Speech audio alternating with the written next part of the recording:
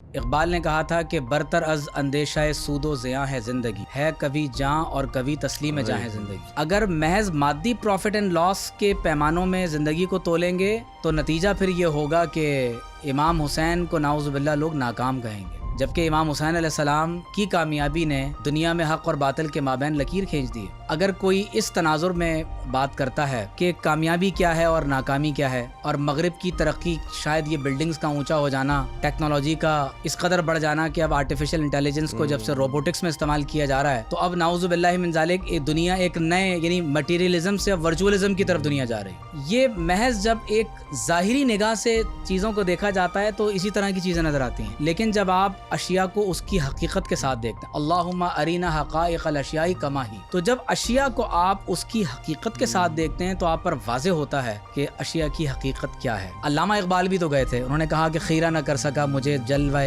دانش افرنگ، کیوں؟ سرما ہے میری آنکھ کا خاک مدینہ و نجف۔ تو اگر آنکھوں میں مدینہ طیبہ اور نجف کی خاک کا سرما نہ لگا ہو تو پھر انسان اونچی اونچی بلڈنگیں دیکھ کر مروب ہی ہوتا ہے۔ مجھے آپ بتائیں، جہاں بلیک ڈیتھ ہے، ایڈز ہے، جہاں پر انسیسٹ ہو رہا ہے، جہاں اس دنیا کی زندگی کو ہی تمام سمجھ کر آخرت کا انکار کیا جا رہا ہے، لوگ خودکشی کر رہے ہیں، لوگوں کے جینے کا مقصد ختم ہو چکا ہے، یہاں تک کہ LGBT رائٹس کی بات کی جا رہی ہے، اور اب یہ ٹرانسجینڈرزم تو اتنا آگے بڑھ گیا کہ لوگ کتا بلی بھیڑیا بننے کی کوشش کر رہے ہیں، ڈریگن لیڈی جیسی چیزیں سامنے آ رہی ہیں، انسانیت کو انسانیت کے مرتبے سے گرا دیا گیا۔ تو آپ مجھے بتائیں کہ کیا کوئی ذی شعور انسان کسی بھی صورت میں ایسے معاشرے کو آئیڈیلائز کر سکتا ہے؟ آپ مجھے یہ بتائیے کہ ہو سکتا ہے کہ مغربی ممالک کی پالیسی اپنے ملک کے لیے انٹرنلی بظاہر آپ کو بہت اچھی لگ رہی ہو،